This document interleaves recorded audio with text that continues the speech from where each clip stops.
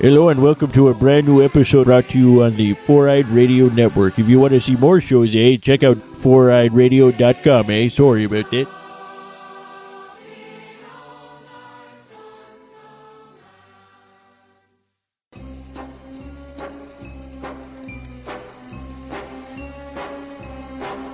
Bond.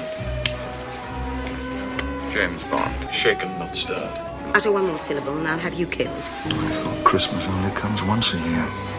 For your eyes only, darling. I never joke about my word 007. For England, James? Come in, Univex. James Bond here. Am I going to have a problem with you, Bond? Allow me to introduce myself. You're that secret agent! That English secret agent from England! No, you're cleverer than you look. Still better than looking cleverer than you are. My God, what's Bond doing?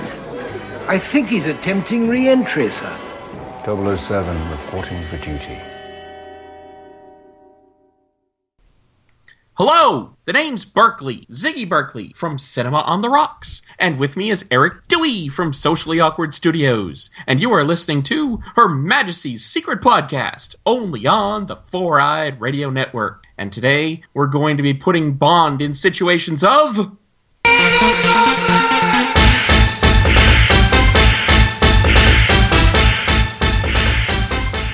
That's right, we're going to be discussing the fight scenes of 007 and friends. And foes. Yes, so like our last episode when we talked about the chase scenes specifically, this is completely independent of the movies from which these scenes come from. We're not rating the movies or our thoughts on the movies in this time around, just the actual fight scenes. So, it made last time for some interesting additions to the list that a lot of times don't appear on our list, so I'm looking forward to that again. I am as well, and while I don't suspect that I have any choices that are as controversial as my decision about parkour was, it will be interesting. But I admit... I'm just glad to know I was not the only one who questioned your judgment on that one. I think I was the only one who didn't question my judgment on that one. And even then, I admit it. It's just a personal bias. At least it made the list. I mean, there were things that I thought of after the fact, like, oh, how did that not make my list? So, when we do lists like these, sometimes stuff gets left out. Like, there's one in particular that I'm almost sure is probably on your list, and might even be fairly high on your list, that just kept getting cut from mine, and I couldn't justify including it. It's one that would definitely be on the list if we didn't require ourselves. Again, like with the chase list, we are required in this list to have at least one representative from each of the 23 Eon productions and Never Say Never Again. So, because of those requirements, there's at least one that I know would have made the list if I could have bumped another movie. I can think of a couple like that. In fact, I can think of something in the same situation you have, where there's one that I bet is going to be high on your list that I don't even have on here. And as before... So this could be interesting. It'd be hilarious if we're thinking about the same thing. Yeah, it will be interesting. As before, we also have 5 wildcard slots, yes. So who knows how many times we're going to come up with things from the same movie. Up to 6, potentially. Yeah, and of course we had... Alert, I don't have 6 from any one movie. I don't either. I have some repeats from movies I don't usually have repeats from, though. Oh, interesting. But it will also be interesting to see... As usual, Eric and I did not discuss our list in advance, but we did discuss the parameters by which we were judging what a fight is and what wasn't. There were a couple things that we very specifically defined as definitely being fights and not chases and vice versa. But there was still some room for interpretation after that, and there were some things that I'm wondering if my choice to not count it as a fight fit the same logic that you used, and I think it'll be interesting to see. Because there might be some omissions where it seems like it should be in there, but I just didn't quite classify it as a fight. I can understand that, and I would not be surprised if there's some situations like that. Now, one thing that we made clear also was that it didn't just have to be a Bond fight. It didn't have to be Bond versus somebody, or Bond didn't even necessarily have to be involved in the fight. Fight scenes happen whether he's there or not, so we did take that into consideration. Yes, and we also allowed for, it could be just 2 participants, it could be many participants. It just had to be a fight. Yeah. But we kind of stopped defining a fight at that point. Yeah, it's like, okay, so we get it, they're fighting. But, again, I think that leaves some interesting area for interpretation, which I really ran into as I was fine-tuning things. So, yeah. And also, milestone, this is going to be our final list episode before the premiere of Spectre.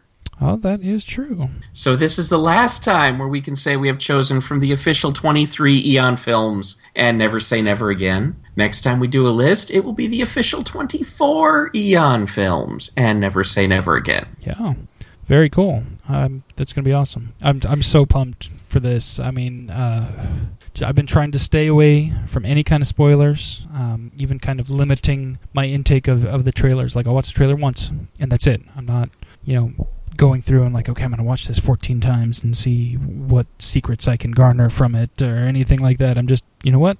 Watch it once through and be done with it. But yeah, I'm pumped. It's going to be fun. And we will be seeing it together. Yay! Yeah. But now we have Bond in Mortal Kombat! Oh, yeah. So, who wants to start the list? I believe, if I'm not mistaken, I started off the chase list, so why don't we go ahead and let you start off with the fights? All right. My first fight is going to be one where, okay, we often see this movie toward the bottom of one of our lists or another, usually yours, actually. No, not that movie. Close, though. No, that one. All right. But this is where I immediately take advantage of our agreement that Bond did not have to be in the fight. And part of the reason I did that is we have often commented how I know members of our audience have disagreed with this. But as far as we've been concerned, especially me, Bond stinks in his fights in this movie. Because you have George Lazenby posing, and then the camera cuts, and the guy's down. So I didn't really pick any George Lazenby fights. However, when Tracy tackled Blofeld during the beginning of the Piz Gloria invasion, that was kind of fun. And I thought she was a more convincing fighter than James Bond was in that movie. So I am picking Tracy DiVincenzo versus Ernst Stavro Blofeld during the Piz Gloria invasion on Her Majesty's Secret Service. All right. I will be honest, I didn't take that one into consideration, not because I looked at it and said, oh, that's not a fight, but just because I didn't really take that one into consideration. But no, not a bad choice at all. I dig that. And yeah, definitely, I should have chosen that, actually, because we're going to go to my number 29 is from On Her Majesty's Secret Service, but it is one of Lazenby's unfortunate fight scenes. This is one, unlike the previous list with the chases, where even though it was kind of bad, my number 29, it wasn't horrible. On this one is only on the list because we have to have one from this film. That's it. That's kind of where I'm going with mine. This one. Spoiler alert. With this one, unfortunately, it was not like the chase scenes where even On Her Majesty's Secret Service had some redeeming features. No. For this one, I actually chose Lazenby's fight with, I think it was Chi-Chi or something to that effect, in the hotel suite. It had the potential to be a good fight. The way it was cut, the way it was put together, made it look faker than it probably even was, which is just weird, I think. But out of the fight scenes that Lazenby had in that, I certainly wasn't going to pick the opening scene because it was completely ruined by the...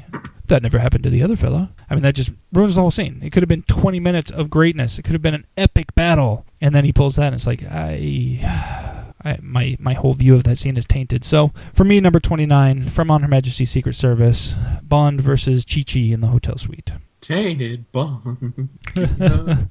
Yeah, anyway. All right. That brings us to your number 28, sir. My number 28, this one, not surprising that this one's near the bottom of the list.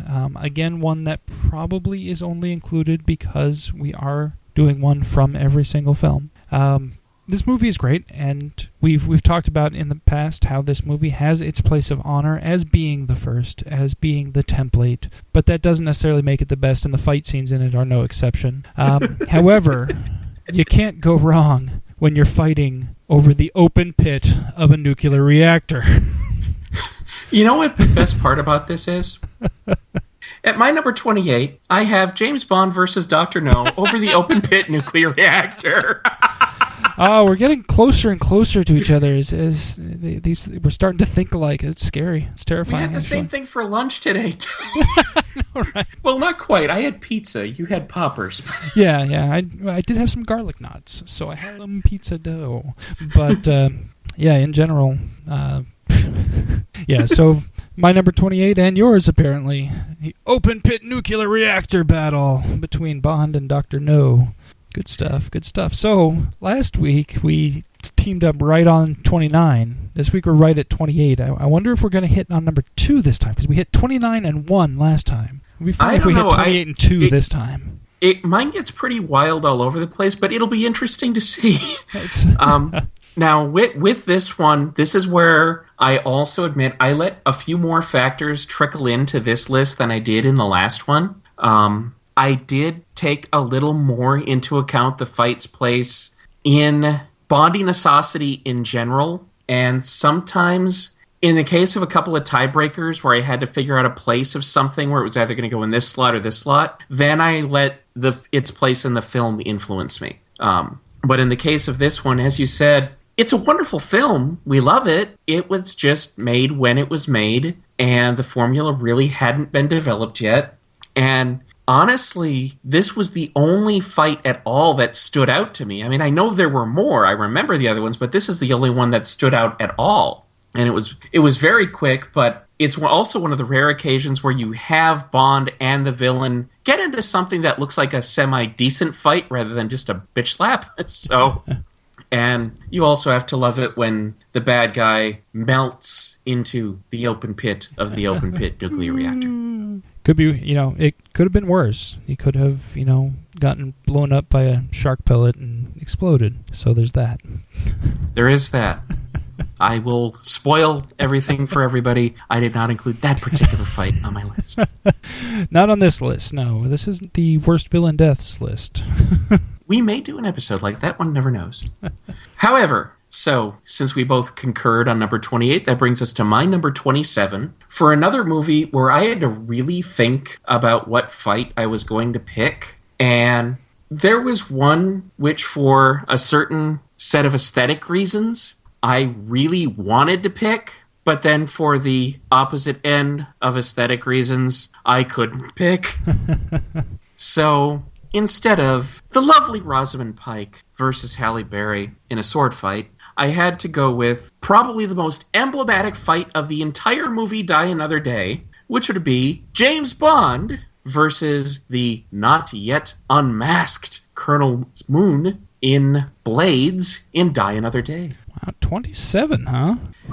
Because it's so over-the-top ridiculous. It's like 2 7-year-olds choreographed that.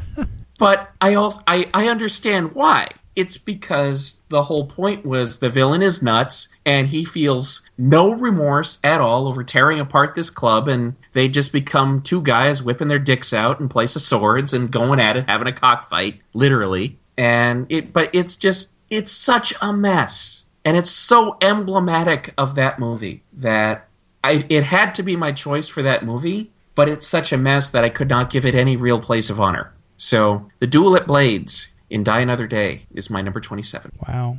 I don't know how to feel about that just yet. I will let you know in a little bit my ultimate feelings on that one. But I might question your judgment, sir. Just slightly. Wow. But we'll see. I'm surprised. For some things, for some of these films and movies, and or these fight scenes within the movies, I should say, it's just a matter of them being not only the best of that movie, but actually the only redeeming feature of a movie almost. And for me, that fight actually was kind of a little bit of a pick-me-up in that film, so I gave it a little bit higher spot. But, spoiler alert, it's on the list, obviously, but, we'll get there when we get there. But, wow, 27, huh? All right. Yeah. Hey, it's not parkour. All right. So what do you have at number 27, sir? At my number 27, this one is one that is... this movie actually had a lot to potentially choose from.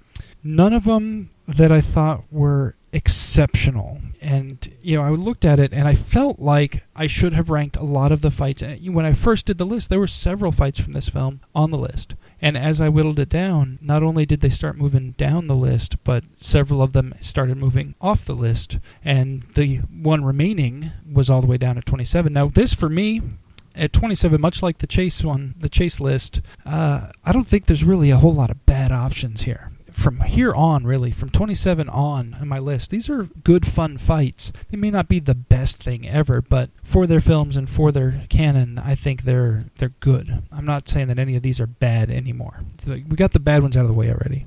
But for me, for number 27, and it almost pained me to put it this low, but still, I couldn't find myself putting it any higher.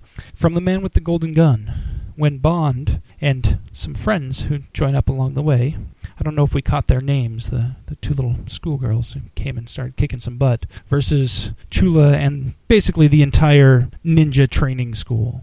Wow. Interesting. I'm not going to question your judgment, though. I'm like, how interesting is it?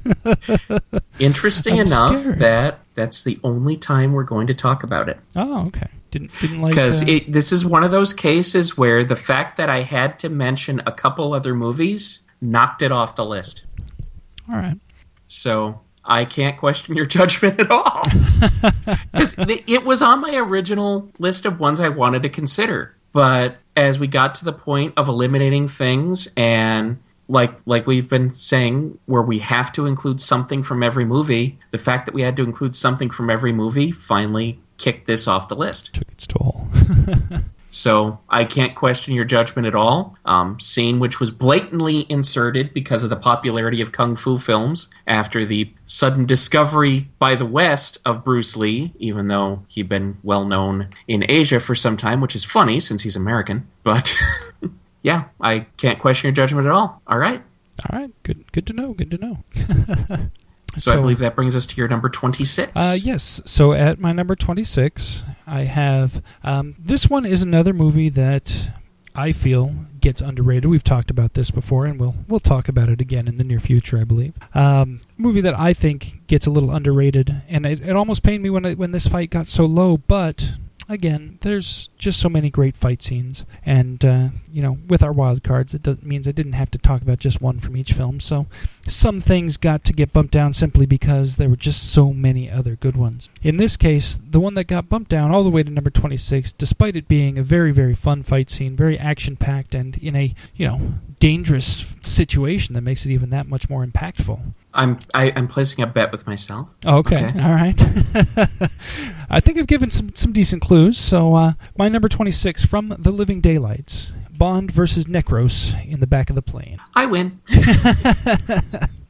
That's what you had. That was your bet to yourself? That was my bet to myself, and I can't question your judgment. I completely understand your reasoning. I'm kind of surprised it ended up this low on your list, but I'm not questioning your judgment. All right. So then what do you have in the 26th spot? In my number 26 spot, I have the last fight that was easy to place low on the list.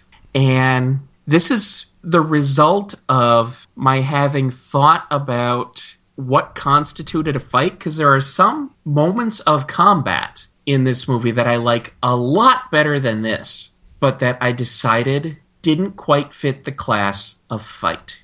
And because after a while it becomes really obscure, because my favorite combat scene from this particular movie could be a chase, it could be a fight, it's kind of both, and I ended up voting it as neither. So therefore, when I had to pick something that was just a straight up, definitely this is a fight, the one I had to choose from The World Is Not Enough was Bond versus Renard in the Sub. All right. So our final climactic fight, where you have, again, over a nuclear reactor, just not one with an open pit this time, Bond going after the villain, and, of course, he has to do something with his rod, but, Oh. So Bond versus Renard in the Sub at the end of The World Is Not Enough is my number 26. All right. Fair enough. I can't fault you too much. I'm certainly not questioning your judgment or even looking at you sideways. I have a feeling that that's one that we might talk about sometime in the nearish future, so never know. Fair enough. Now, from this point forward, they became very hard to rank for me. So I faced a lot of dilemmas, and much like you, I was very shocked that my number 25 made it so far down on this list. And that is, of course, Bond versus Necros in the back of the airplane in the living daylights. Because it is a great fight. It's like you said, action-packed, very dangerous, some nice stunt work involved in it. And Bond gets in a lot of airplane fights. And a lot of times they're on the more so-so scale in terms of compared to the rest of the movie they're in. But in this one, this was just a really awesome one-on-one, mano-y-mano. It just worked very well for me. This is, if I had to pick a single airplane fight that was the coolest airplane fight in the Bond movies, this is the one I'd pick. Did I just spoil stuff? Dum, dum, dum. So I feel your pain. I only had to put it one higher than you did, and I think it's probably because you seem to have held the Fight and Blades in higher esteem than I did.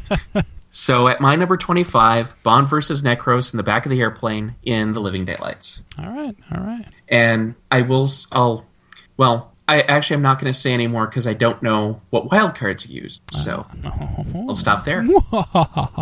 Yes.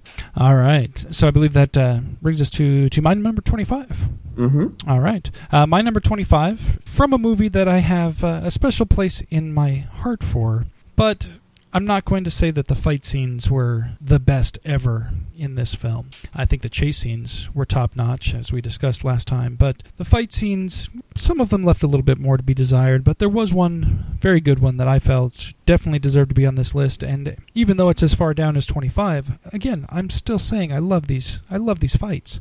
So, from For Your Eyes Only, Bond versus Christosos and his thugs at his headquarters. I thought that was a very fun fight. It was energetic. It was all over the place. And, from that film, I think one of the best examples. All right. So the St. Cyril's battle. Yeah. Good choice. Good choice. I was like, yeah, if you want to put a name on it. No. Of course. All right. I admit that was one that did not make my list, but it was another one where it was one of the last ones knocked off. So totally get it. All right. Which brings us to your number 24, I believe. Yes, coming to number 24. This one, I will admit, this one maybe made it on the list under a little bit of unfair circumstances. Namely, just the fact of who one of the participants was is just interesting and always makes me perk up when I see this one in the film. I have another bet I'd place with myself. Go on. This is another film that unfortunately does suffer from its age when it comes to these fight scenes. And, I tried not to judge them under current context, looking at the way the fight scenes played out, the way they were filmed, the way they were cut and things like that. I tried to take some consideration into the fact that, okay, these were made during a time when they didn't have the technical ability to make some of these really intricate and in-depth, visceral fight scenes that we see in movies today. Because I didn't want my list to be all stacked, all the new stuff's at the top and all the old stuff's at the bottom because I don't like old fight scenes. Because that's not really the case. But there are some situations where it takes me out of it because I know what can be done now. This is one that I think suffers from that a little bit. Otherwise, it would probably be even higher on my list. But we do have a very fun fight scene. And the fact that the I believe unnamed thug in the film that lost my bet. Well, maybe I just don't know his name. No, you know the one I'm thinking of. Oh, so. Okay. In that case, this one is from You Only Live Twice. Bond versus who I believe is an unnamed thug in Mr. Osato's penthouse office. The thug, of course, being played by Dwayne "The Rock" Johnson's grandfather. Nice. I'm pretty sure he wasn't credited with a name in the film. I don't know, but it's a good, fun fight scene. You see Bond going up against somebody quite a bit larger than himself. He has to use his surroundings to his advantage. They tear apart an office. It's good times. It is good times. And I had strongly considered making that my first choice for a fight scene from that film. As far as, well, maybe not necessarily first choice, but the one that would appear in my number 24 slot. But instead, from You Only Live Twice, I chose Bond versus who I had thought was an unnamed thug, but I double-checked and his name was Hans, in the Volcano Fort, and I picked it very specifically for how the fight ends, because this is Bond on his way back to the control area, which means he has to pass through Blofeld's living room, but there, standing on the steel bridge, is Hans. So they have to have their fight where Bond almost gets shoved into the fireplace, but we end off with Bond doing a nice judo move, sending Hans into the piranha-infested water, and Bond quipping bon appetit. That's right. Which is just so Bond. It's just such high Bondinessosity, ending with that, and having carnivorous fish end off the fight, that I had to choose that as my first fight from You Only Live Twice, Bond versus Hans, bon appetit.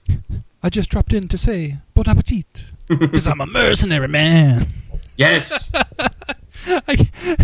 Maybe that movie tainted my view, because I hear bon appetit thrown out as a quip, and that's the only thing I think of now. And that's not good. Oh, that's funny. So Sean Connery turned into Brandon Lee. Oh, that would be not good at all. What do you have then at your number 23 spot? At my number 23 spot, this is one where at first it seems like it's going to be very one-sided, but this is where we have James Bond using his brain to help overcome a villain. Oh. And so really that's the only way he was ever going to win a fist fight against a 7-foot-tall guy with giant metal teeth. So we have James Bond and Anya Amasova versus Jaws in the Egyptian ruins. Oh, in the ruins. Okay. In The Spy Who Loved Me, where he convinces Jaws to stand under some conveniently located scaffolding, where he can then get buried when one of the supports gets knocked down.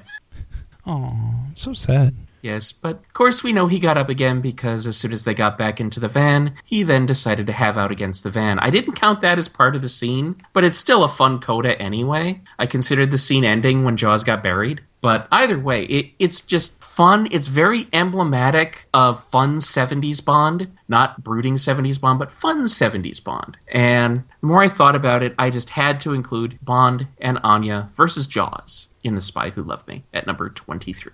All right. I won't question your judgment because I won't. But I will say that's the only time we'll talk about that particular fight. Fair enough. So then what do you have at number 23, sir? So for my number 23, I noticed not as much controversy so far, by the way. Yeah, it's been fairly... You've got a couple that I don't have, and there's been one question judgment, but I don't... And it's not even a severe question judgment, because honestly I understand where you're coming from, so I'm not really questioning your judgment so much on the Die Another Day pick, but just a little bit. But I will say this is the first one on my list, or the lowest one on my list, I should say, that does not directly involve Bond in the fight. Okay. This one, fun little fight that, maybe it's looking back through the lens of today, maybe a little misogynistic, maybe a lot. But again, I did take into consideration the time that these movies were actually made. And so, under those circumstances, I have to say I love, even though it's cheesy, and yes it is, it really is cheesy, but it's still so much fun. From Russia with Love, Vida versus Zora, the Gypsy Chick fight. Yeah. Two chicks just going at each other, pulling hair, scratching, biting, kicking each other over some dude. Yes, the classic 1960s cat fight. I can't question your judgment at all. I really can't. That was another one where, so close. If I only hadn't had to mention two other movies, this was there. But I totally get it. I am not going to fault your reasoning at all. It's the only time we're going to talk about this fight, and it was painful, because if I hadn't had to knock this fight off, it would have been about this high on my list. But I understand. So, all right. Solid choice. Cat fight. Sounds good. All right. So then I guess that brings us to... excuse me. I believe that brings us to you, number 23. Brings us to number 22. Yes, your number 22. I can't count. I'm having problems with numbers today. All right, my number 22 from one of the newer films, not the newer new films, but still into the modern era of fight scenes. This one is just a very fun fight scene, and this is in a movie that has actually quite a lot of fight scenes. So it was hard, because this was another one that I had probably 4 or 5 picked out on my first iteration of the list. The first iteration of the list, of course, like 50 things of long. Course. So it's not like it's just like, oh yeah, it's just a few things. No, there's a lot on there.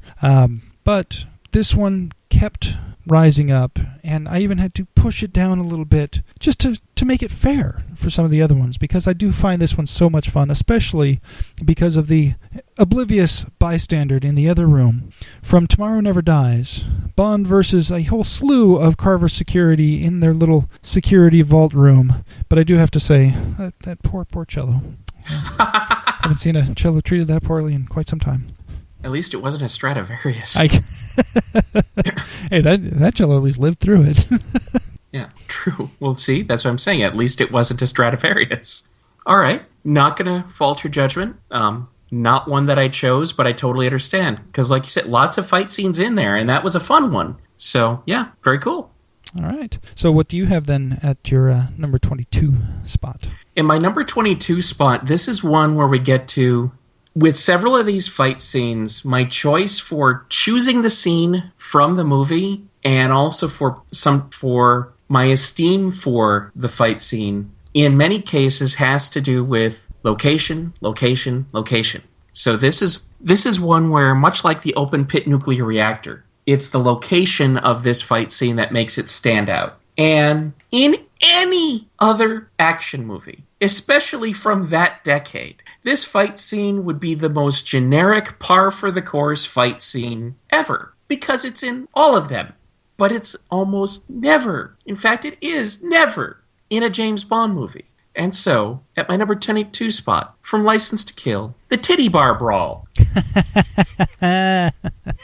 Where you have a standard bar brawl in a titty bar with James Bond, and the dancer just trying to go with it. It's like, okay, I'm just going to keep moving here on my pole while you guys bust the place up. Happens every night. Man, you guys never tip when you're dead. Damn it. I hate that. So just the novelty factor made me have to choose James Bond in a titty bar brawl at my number 22 from License to Kill. I have to say that I severely question your judgment, because how could you possibly have Dalton versus a whole mess of peeps in a bar brawl from License to Kill any lower than where I have it at number 21? It's another close one. We've been close on a couple. We hit dead on 28, close on 25, 26, close on 21, 22. The plot thickens. It does indeed. So then I gave mine away. What do you have at 21? At my number 21, another movie where there are a ton of fight scenes. But for me, what makes this one stand out in particular is this is very, very well filmed and well done given the setting, which is a very claustrophobic setting because there's only so much you can do in an elevator. Oh. So, at number 21 from Diamonds Are Forever, Bond versus Peter Franks in the elevator. I believe they call it a lift, sir. Wow, all the way down to 21, huh? All right. Yeah. That's all I'll say about that. Because and the reason it's so far down is because there are so many great fight scenes otherwise. But it's just a very, very well-filmed fight. And even though it uses some tropes that we've come to expect, like, oops, you're looking up and of course your head's about to smash into the oncoming floor, ceiling, whatever you want to call it, based on your perspective of where you are. Uh-oh, SpaghettiOs. But it's just really well done. I really enjoy it. So, yeah, Bond versus Peter Franks in the elevator in Diamonds Are Forever, my number 21. All right. Well, we'll talk about that again a little bit later. That's all I'll say. Now, you've already given away your number 21, so who wants to go next with number 20? Take your pick. I could go either way. All right. I'll go next with number 20 then. Hit me. Well, that would have been Diamonds Are Forever, because that's the gambling one, Vegas. No, anyway. No. For my number 20, this is another one where you have a claustrophobic location, and but unlike the elevator This one is a very classic Bond location, but it's the unique way in which we have our very special villain, how he's dispatched, that makes this one stand out for me in a movie, again, that had many different fights to choose from. But there was just no way that I could ignore James Bond versus T.H. Johnson on the train in Live and Let Die. Because you have the train actually getting trashed this time. They're acknowledging the fact that trains are made of very thin material a lot of times. But then you also have the very creative way in which James Bond gets the drop on T.H., where he takes the cuticle scissors and clips the wires that allows T.H.'s arm to work. So then he suddenly can't use his butterhook, as he was called earlier. So very enjoyable scene, very action-packed, very good use of the cramped space. Plus, of course, you have Jane Seymour oblivious in the bunk bed, pounding against it, thinking that James is just being a dick. So, yeah, for my number 20 from Live and Let Die, Bond versus T.H. Johnson on the train. All right. Interesting that it would be clumped together with your last one, but we'll talk about that later. Oh my. No spoilers. But no. I can't question your judgment too much. I'm not, not like that far off or anything, so we'll talk about that fairly soon. All right. So what do you have at number 20, sir? At number 20 for me is one that you have already mentioned. This one I felt you might have had it just a little bit lower than perhaps it deserved, but not dramatically. This is, again, probably... definitely one of the best from this film. Film itself, not the greatest ever, but not the worst either. So, I mean, it did have some good action sequences, some good fight scenes, but this one was probably the best in that film. And, of course, we're talking about Bond versus Renard in the submarine from The World Is Not Enough. Like you said, you had good action. I liked the way they made use of the tight space. Very similar in the way to the Peter Franks fight on the lift, in that you do have this limited amount of space to choose from. So you really do have to really make use of it very well. And I think they did that in this fight. And so that's why I made it all the way up to number 20 for my list.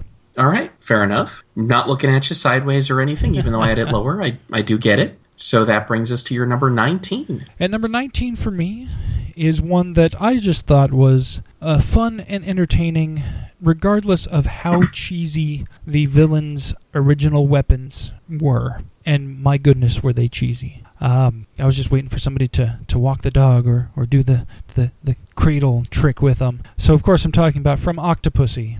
Bond and Octopussy versus the saw yo-yo wielding thugs. It was a great fun action fight sequence, even though it did start out with yo-yo wielding thugs.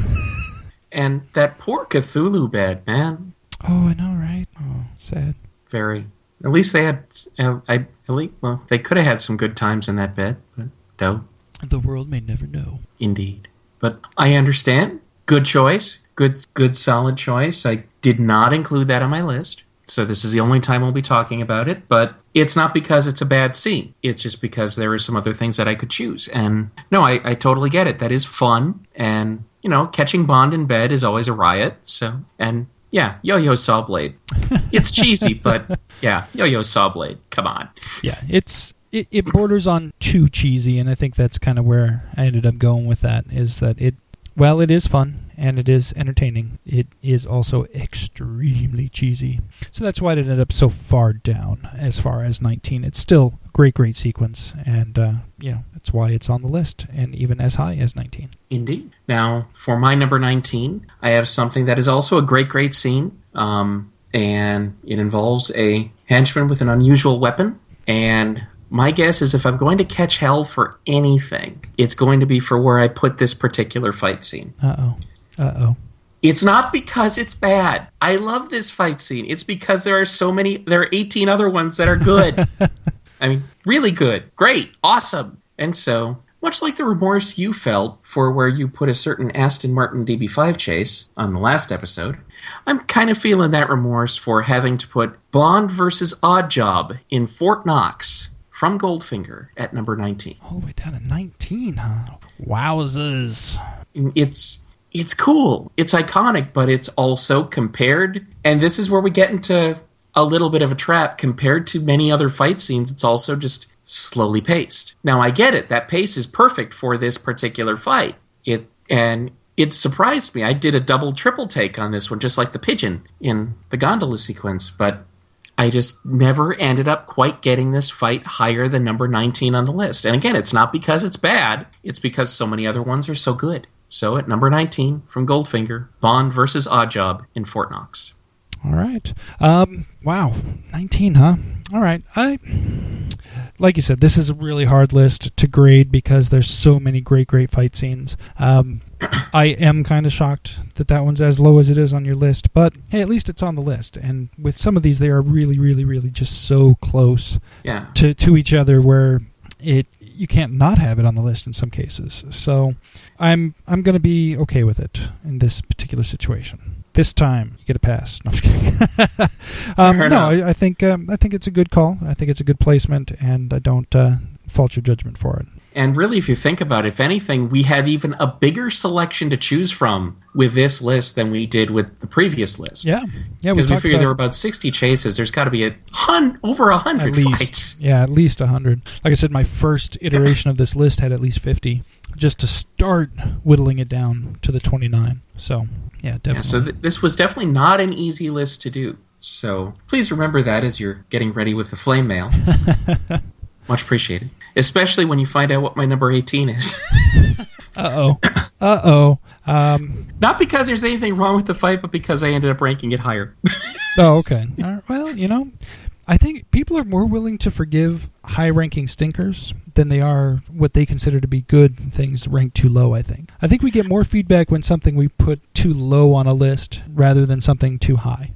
I think that's accurate. But, of course, if you guys want to leave us some feedback, please do. Yes. You can always go to hermajestiespod.com and leave your comments in the comments section for each episode. You can also go to facebook.com/hermajestiespod and talk to us there. You can email me directly at ziggy@cinemaontherocks.com. You can also tweet me at cinemaotr, and, of course, follow me on Twitter. And like Eric, how else can they get a hold of you? You can follow me on the Twitters like a stalker at Eric J. Dewey. You can also, I've got an Instagram at Eric J. Dewey as well, if you're into the gram of the instance.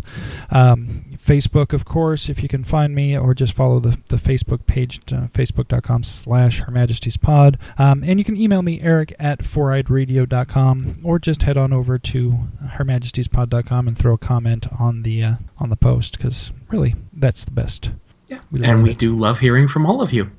And I'm wondering if I'm going to hear from anyone now. I know, based on just some other activity in social media from yesterday, in fact, based on the day that we're recording this, that we have someone else who at least shares a similar fandom to me. And that is exactly why this particular fight is this high on the list. And I bet Eric has figured it out now, because he also noticed this. This is part of a shameless bias on my part, and the scene is just so much fun. It is so creative, and in some of these fight scenes, you have to reward not just the location, but the creativity, because, yeah, you can get punchy, kicky, stabby, all you want, but it takes some thought to come up with James Bond versus a trio of hockey players in For Your Eyes Only. All right. I will admit, didn't make the cut for me, but I understand. Wow, from a movie that holds such a dear place in your heart, I thought I'd get some kind of reaction bigger than that. And as an honorary Canadian, I'm supposed to be, attuned to anything hockey, I guess, too. But no, didn't grab me in that same way, I guess. But I'm not going to fault you for it either. It's not like I looked at that fight and said, "Oh, forget that fight. Oh, I hate that fight." No, it wasn't like that. And the funny part is, Eric gets joked about all the time for being partially Canadian, whereas he's never been to Canada, whereas I lived there for several years. But yeah, as a hockey fan, as a James Bond fan, that scene just cracks me up. It takes less than a minute on the screen, but it's just so much fun to watch. And if you look at the jerseys of the players, even though they have no emblems on them, the styles are based on actual NHL hockey jerseys of the time from real teams. You can pick them out. And, of course, Zamboni. I mean, Zamboni in a fight scene. Jump on it. Oh, no, that's something else. Zamboni, jam on it. That's what. That's awesome Close that you enough. thought of that, because I think of that too every time I hear the word Zamboni. Yes, but and then of course you hear the horn go off as if a goal is scored every time one of the hockey players is dispatched. So that's just fantastic. So my number 18 for pure fun and creativity value from For Your Eyes Only: Bond versus a trio of hockey players. All right. Like I said, I won't question your judgment. Didn't make my list, but I completely understand. And for pure fun factor, I get it. So that brings us then to your number 18, sir. Moving to my number 18 is another one in which Bond does not participate in the fight.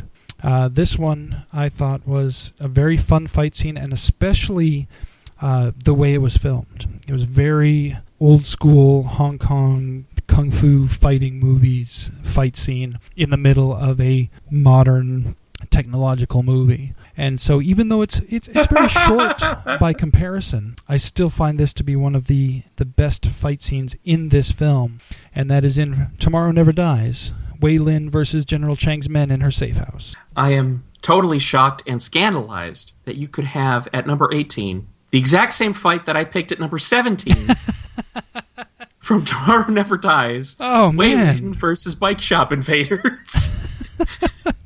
It's a great fight scene, and I was reading some about it, and basically, like, she did almost all of her own stunts in that scene, even though they didn't want her to originally. She's like, "No, this is my fight. I'm gonna do this." Excuse me, I act in Hong Kong, okay? So could you please let me just do my thing?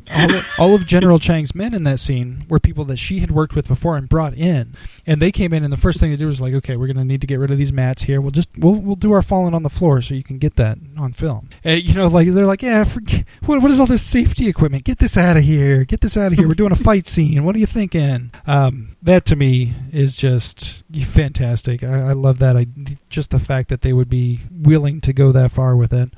Just great stuff, I think. It is. It's just a fantastic, off-the-wall, Hong Kong-style martial arts fight scene in a great location with lots of objects that could hurt people.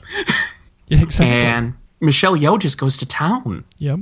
It's fantastic. And with what you were saying about the safety equipment, many years ago, I interviewed for my website, cinemaontherocks.com, Cynthia Rothrock, who, of course, is an American karate champion who also did work in Hong Kong. In fact, her first film work really was in Asia before she then became popular in America, which is where she's from, of course. And I had asked her what the difference was between filming in Hong Kong as opposed to the United States. And she said, in Hong Kong, the director says, hit harder. In the United States, they say, don't hit so hard. So it's a very different approach to filmmaking. Yeah. Different insurance companies, I bet. If they're present at all. Exactly. But yes, exactly. All right. So now that I've kind of co-opted the number 17, what was you, since my 17 and your 18 were the same? Yeah. All right, well, I'll go ahead and jump to my 17 then, which this is one that started its life much higher on this list. And it just kept getting bumped down as I added other fights from other movies that I just thought were better, even though I do love this fight scene. And so it shocked me that this one ended up down at 17. And in some versions of this list, it was even lower than that. So this one, I don't know if I'll catch any hell for it, because this is personal bias as far as how much I love this film and how much I love this fight. But it really shocked me. I almost questioned my own judgment to have this all the way down at 17. And that is from GoldenEye, 007 versus 006 / Janice / Alec, whatever you want to call him, in the enormously oversized for their purpose satellite dish. I am shocked and scandalized. Again? Uh-oh. We'll talk about that later. All right. I had a feeling you'd be terrified. It's just one of those ones that it was a great fight scene. Again, great use of limited space, even though they spread it out. Great ending, of course. For England, James? No, for me.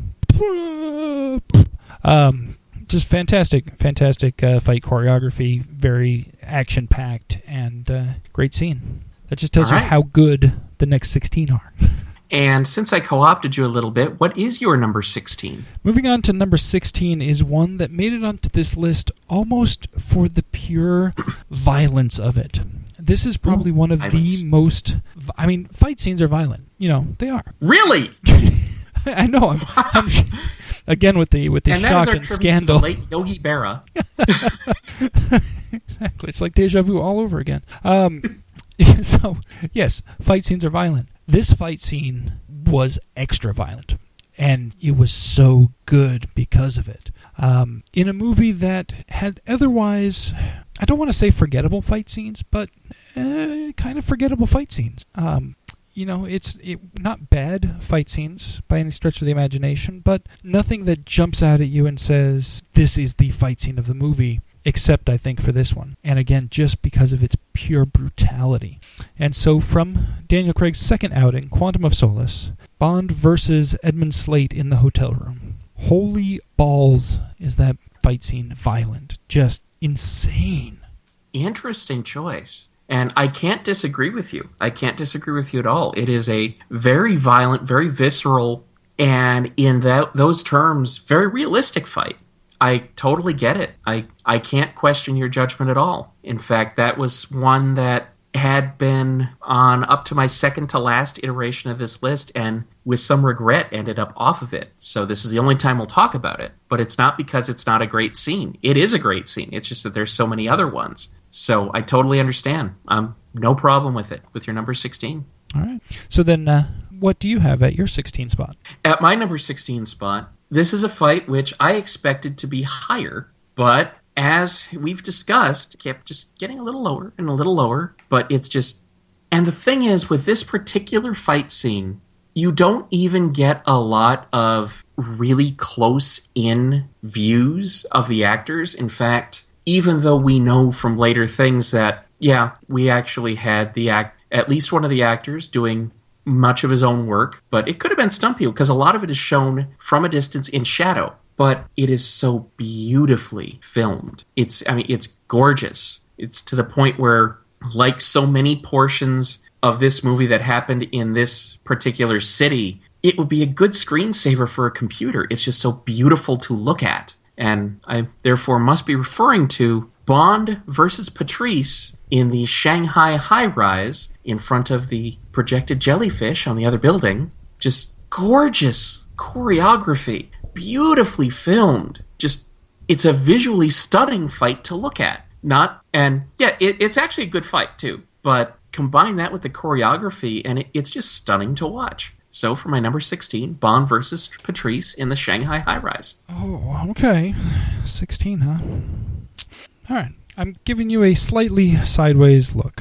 We'll call it that. We'll call it slightly sideways, not full-on judgment questioning, because I agree with everything you said. I just think that everything you said kind of lends itself to a little bit smaller number. I don't know. But, no. Well, there's just so many other great fight scenes. Like I said, when I started this, I actually expected that to be top 10 material. I was totally shocked that it ended up getting so low. But there's just now so many great ones after this. All right. Well, speaking of great ones after that, what do you have then at number 15? At number 15, I have one that shocked and scandalized me that you could dare to have it so low on your list. That's 007 versus 006 at the Arecibo Radio Telescope in GoldenEye. Just a great scene, but man, there's so many great fight scenes in the Bond films that, yes, even that great of a scene gets bumped down the list somewhat. So, hey. It's a thing that happens. Just remember that when you question my judgment about the last one we just talked about. Because, it's a great scene, and the location is fantastic. Eric and I have discussed many times over how absurd the need for the location was. But the Arecibo Telescope is just such a great place to film a movie. Right. And another wonderful thing about that is, of course, the fact that they filmed a movie there, not only do you get a great location, but it also means that some money had to get paid to some people doing some great work. So, hey, anything that's going to support that laboratory, awesome! So, I'm all for that. And just a great scene. You have Bond versus basically his opposite number, man who many had in the conversation to play 007 at one point, and he shows he could have. And, of course, wonderful ending, beautiful to watch. So, yeah, Bond versus 006 at Arecibo in GoldenEye, number 15. All right. So that moves us down to my number 15. It does indeed. Which is one that there were some great fight scenes to choose from in this film as well. And ultimately, spoiler alert, this is the only one that ended up on this list, mostly out of pure fun factor. And the fact that this was one of the few scenes in the film they weren't pretending to be in zero gravity shamefully badly. So, from Moonraker, a fight scene that did not take place in space or any approximation thereof. Bond versus Chang in the kendo, where they break all the glass. Just a fun fight scene with stuff breaking hither and thither, and it was just fantastic, fun to watch, and especially the care. They'd been through the tour before, and he sees the glass bowl, the blue bowl, and it's like, I'm going to throw this at him. Oh, no, you know what? I remember them saying how much this was worth. Maybe I shouldn't. And he goes to put it down, and the other guy just smashes it anyway. So much fun. So great, so much fun. I am either severely questioning your judgment or I'm pulling your leg. One or the other of these things is happening, and I'm not going to tell you which. All right, fair enough. I will point out, though, that even though many credits list this character's name as Chang, the only time he's addressed out loud in the movie, his name is Cha. Maybe they just, it's a silent NG. Could be. That sounds like the name of a rapper. Silent NG. Silent NG. Up in Mime rap. I could go for mime rap, actually. That would be the one kind of rap I would be totally down for. Mime rap. Mime rap. Okay. Because think about what the implication would be. They're not speaking. I'm DJ Silent MC, and here up next is Mime-tastic. Here he goes. All right. That's awesome. Yeah, that'd be pretty good. Yeah. I'd watch that. All right. So that brings us to your number 14, sir. Indeed it does. And for number 14, I have one that you already mentioned, and I was kind of surprised you had it as low as 20, a whole 6 spots off from my number 14. And that's Bond versus Teehee on the train in Live and Let Die. As you said, just a great fight scene, great use of the surroundings, as well as the fact that he had to get out of it with some clever thinking as opposed to brute force, because he didn't have brute force was not on his side in that particular fight. So great scene, great use of space, and dig it. Number 14. All right. Now my number 14 is one where sentimentally I want to have it higher on the list. In fact, some people may question my judgment for including it this high, but I think most of our audience will actually get this one. I know you will. I know you'll dig on this. Because even though the scene only lasts maybe 10, 15 seconds, it makes me smile every time I see this particular fight, and I know you enjoy it too. I, of course, am referring to From The Spy Who Loved Me. Jaws on Jaws action. Okay, I will admit I didn't foresee sharks making this particular list. We already have piranhas. Why not? And I should have seen this coming. I really should have, because it's been mentioned before. I should have caught that. But no, I'm totally on board. Definitely not going to fault your logic there. I will admit that I forgot to consider that one for my list, but no question judgment here. Definitely. I mean, sheer entertainment value. Just Jaws versus Jaws. That's just fantastic. So just for being utterly emblematic of the movie that it's from and one of the greatest silent puns ever in motion pictures. Jaws on Jaws action. Number 14, The Spy Who Loved Me. All right, fair enough. Now at number 13, there's a fight, and this is where, from here on in, it's getting really hard to rank these. From number 13 through number 5, from this point, there was a lot of backing and forthing going. But this one gets a lot of points just for sheer creativity of how this whole scene is accomplished. And I love the little coda at the end of it. And what I'm referring to is from Octopussy, the circus girl raid on the Monsoon Palace, where we also end up with Q being the hero of the hour. Q in a fight scene. Come on. He knocks over a villain with a balloon. That's fantastic. It's kind of a weak villain, though. If you, I mean, really.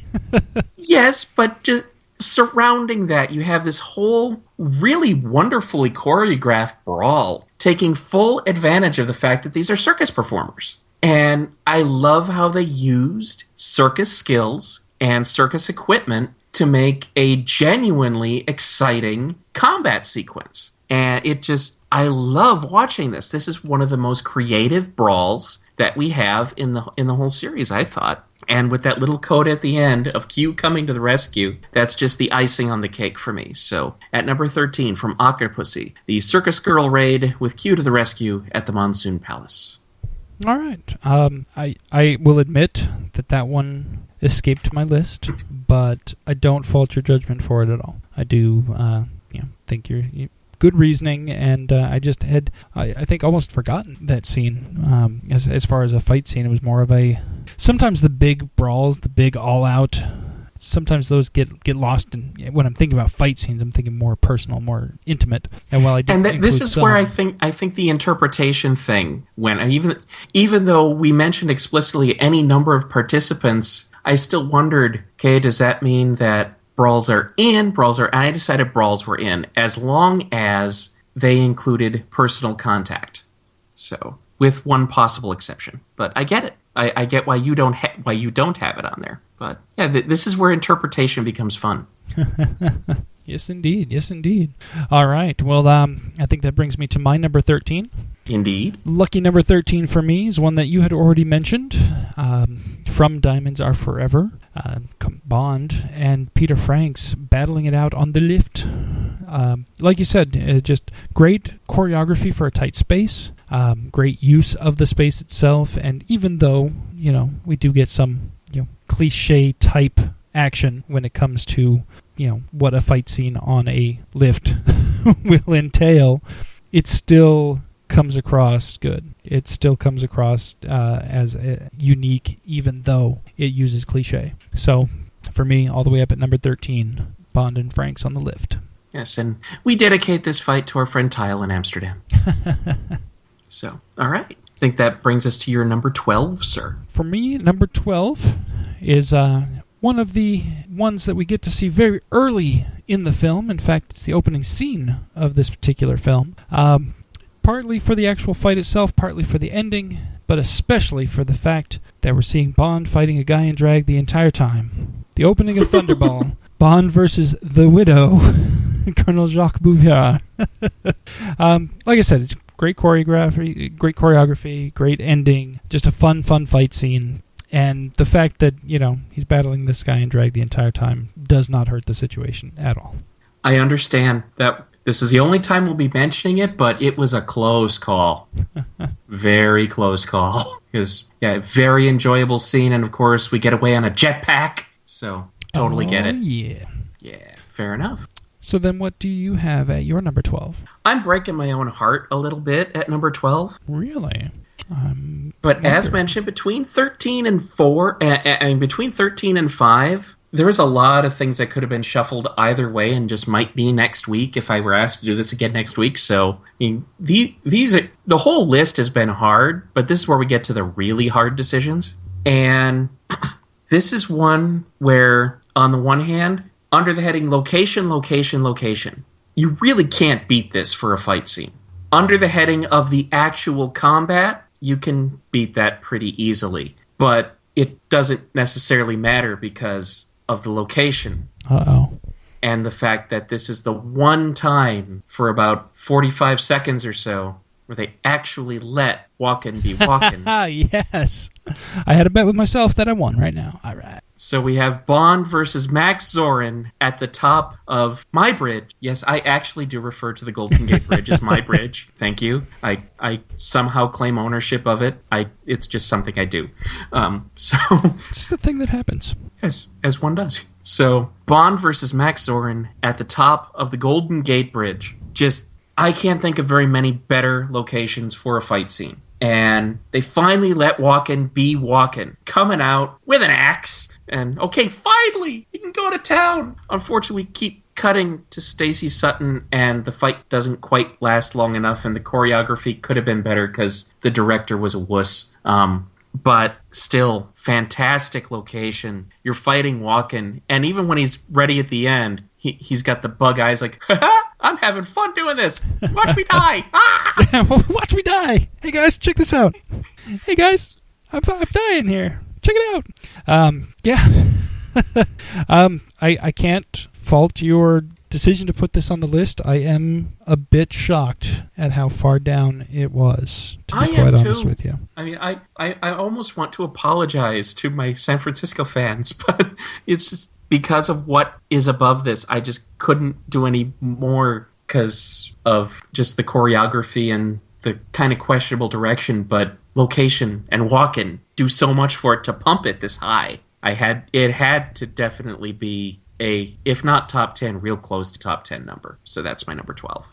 Understood. I can definitely, I can dig it. Shaft. Oh yeah.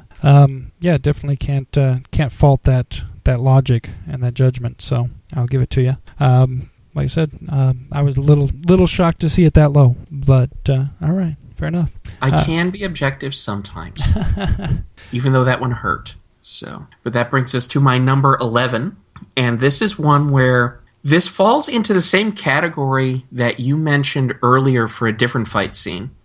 One of the reasons that it makes it this where it is because it's a pretty violent fight scene. It's got a visceral quality to it, not necessarily in blood, but in intensity. And I admit another thing that makes this such a powerful scene is the effect that you see it have on one of the participants, which is explored in another scene later, but you can see the effect the moment it happens. And that power is something you don't often see in a fight scene, even in a James Bond movie, because, I mean, let's face it, we have man thrown into nest of piranhas and said, bon appetit. I mean, so we often end with a quip. And this is a fight scene that ends with anything but a quip. This is a fight scene where someone is encountering the horror of up-close and personal violence and doesn't know how to deal with it. So I'm pretty obviously now referring to 007 and Vesper Lind versus the African warlord on the stairs in Casino Royale. All right. So you're number 11, huh? Yeah. I am, how do you put it, shocked and scandalized that you would have your number 11 pick be the same thing that my number 11 pick is.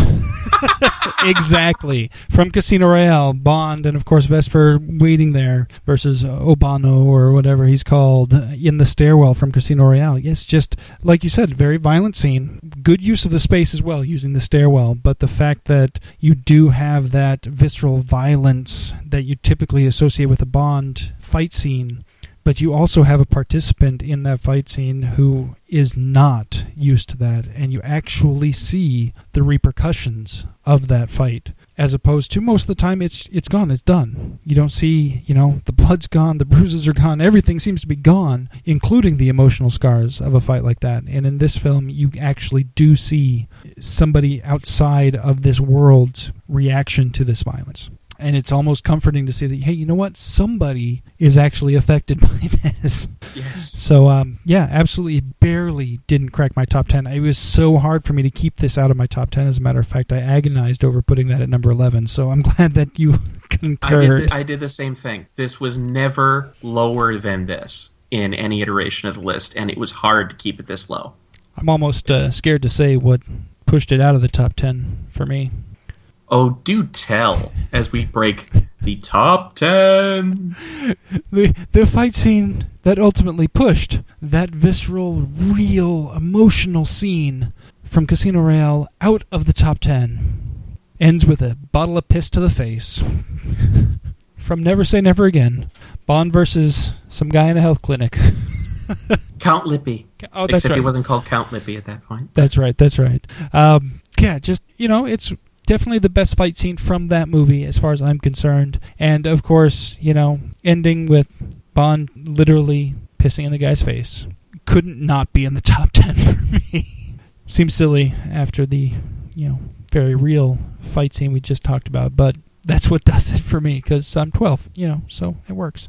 I suppose I can forgive that. I can't really fault your reasoning, I guess. So All right, that's your number 10. That is my number 10. So what then cracks your top 10? My top 10 is one that, based on how we've been talking, I'm guessing you didn't include. I'm totally cool if you did, because it is one of the iconic battle sequences, not only of the James Bond series, but actually, to me, in all of motion pictures. Because this is the first really good scene ever filmed like this, and very few scenes that have been filmed of this nature ever since have even come close to how well this is done. And it's especially scandalous that we had the James Bond series give it a try and utterly fail. So, of course, the movie I must be referring to is Thunderball, and I'm referring to the final water battle in Thunderball, just especially for the 1960s. But even for today, the fight choreography underwater, not green screens, not anything like that, actual underwater, is just awesome. And with all of these participants involved, all this confusion, it still doesn't look like a stupid brawl. You can follow the action, you can see what's going on, who's who, who's doing what, and it's just a masterwork of combat choreography. And just absolutely one of the best climactic moments in a Bond film, and the prototype by which all other water battles are based, and most are found wanting. So my number 10, the final underwater battle in Thunderball. I will admit that one escaped my mind when I was thinking about fight sequences. And not because I didn't consider it to be a fight scene, but just when I was kind of going over what a fight scene, the aquatic nature of it, it just kind of, it didn't click as a fight scene to me. And I'm not saying that you shouldn't have considered it, because I totally agree. It was a great scene, and it is, in fact, a fight. So when I was doing this list, I didn't think about it in those terms. Fair enough. I'd wondered if you were going to include scenes like this, but the way I looked at it is all hand-to-hand combat. I mean, you could theoretically transfer this to a bar and it would suddenly become normal, except for the scuba suits, which would then make it a very interesting bar. But, there was no way I couldn't include it, and once I decided to include it, it had to make the top 10, just because of how wonderfully it's done and how iconic it is in terms of Bonding necessity. Yeah, I can definitely give it that. And were I to reconsider this list, it would definitely end up on the list for sure. I don't know if it would crack top 10. I'd have to, agonize over the entire list again to determine that. But it would definitely make the list were I to reconsider. All right, which brings us to my number 9. Indeed. And this is one where we're making the fine cut from chase to fight, but I think there is a very definite breakpoint at which this chase turns into a fight, and so I felt very comfortable with it. And at that point, it's just so well filmed, and I love the stunt work for it, and it's just awesome to look at, that there was no way I could not include, from Quantum of Solace, the scaffolding fight in Siena, Italy. Ah, yes. I know what you're talking about, and I will say it narrowly escaped ending up on my list as well. And I think I didn't include it simply because I felt I considered it more in my own head as the termination of a chase as opposed to an independent fight scene. Because I did definitely consider it, but ultimately I left it off because I considered the fight aspect to be smaller than the chase aspect in the scene in total. But I don't fault you for it. I'm not calling foul or anything. Just saying that's the reason that it didn't end up making my list. And I totally understand that. I decided that you had a definitive breakpoint at the time that they broke through the ceiling, so that once you hit the scaffolding, you are now in a confined space and definite combat where you're not running after each other anymore. Instead, you're swinging by ropes and trying to get the gun and all that sort of thing. So at that point, I felt that it became an independent fight scene. And once it became an independent fight scene, it's just so good that I had to include it. And I had to include it high. So that's my number 9, the scaffold fight in Siena, Italy, in Quantum of Solace. All right, fair enough. For my number 9, I will, slight spoiler alert, this is the highest ranked on my list that does not directly involve Bond. This is one of my wild card picks, since I've mentioned this film already, but another fight scene from a movie I find to be terribly underrated in the Bond fan universe, but I think is a great, great film, The Living Daylights. And this is, of course, Necros versus, I believe he was only ever identified as Green 4. Red 5 standing by. Green 4 Stay on target. Absolutely annihilated by Necros in the kitchen in The Living Daylights. Just, again, great use of space, great use of surroundings. I mean, at one point he literally hits the guy with a rolling pin before, of course, choking him out with his signature, Walkman headphones. Sony Walkman. I wonder, yeah, 80s! When Sony's, like, okay, we really want to get in on this this Bond thing. We really want to get the product placement. And Sony's done product placement in several Bond films. Well, yeah, because they own the studio. You figure. It's like, at what point do you say, okay, do we really want our product portrayed as a murder weapon? And there's at least one guy sitting at the boardroom saying, hell yeah, we do. Yeah, let's do that. That'll be remembered. And indeed it is. And, something occurs to me. Even though it was the Pretenders that were always playing on his headphones, no problem with that, by the way, especially like that song. But being the 80s and the fact that he was using his Walkman to kill people, would it not also be appropriate to have played The Final Countdown? Oh, man. I was just talking about that song with a coworker today, as a matter of fact, because I don't know if you've seen the recent... The insurance commercial. Yes. I'm like, oh, man. I swear, if I ever become famous for anything, whether it be podcasting, if I suddenly develop some sort of singing talent and, become a famous anything, I am going to invest my money so that I do not have to appear in Geico commercials when I'm 70-something years old.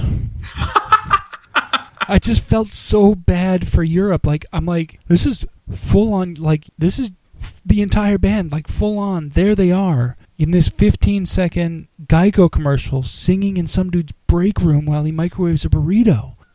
How do you go from... How do you let that happen to yourself? See, I say that when I see people doing the bingo casino circuit. Yes, the same thing. Same exact thing. There's actually a big tour coming through about a bunch of 70s and 80s groups coming through. And it's and even the radio ad for it is, in the 80s, this would have been the concert of the century.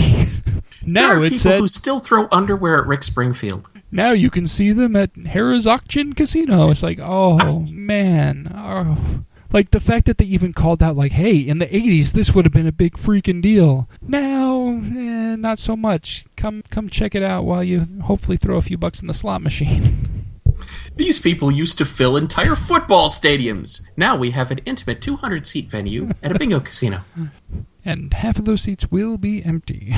Or they would have been empty if we weren't comping tickets. Well, that's the thing, is most of these casino shows, at least here in Arizona, there's one or two casinos that actually have auditoriums where they will sell tickets for. The rest of them are just a stage off to the side of the gaming area where they literally will just have people come and perform, and sometimes it will be these used to be big name acts. And so you don't even have to buy a ticket. There aren't any tickets to comp. You just show up at the casino when they're supposed to play, and as long as you're in the general vicinity, you get to hear it. The ones that I've been to, they do actually sell the tickets. They're formal that way, and the stages are not where the general public can see or hear them.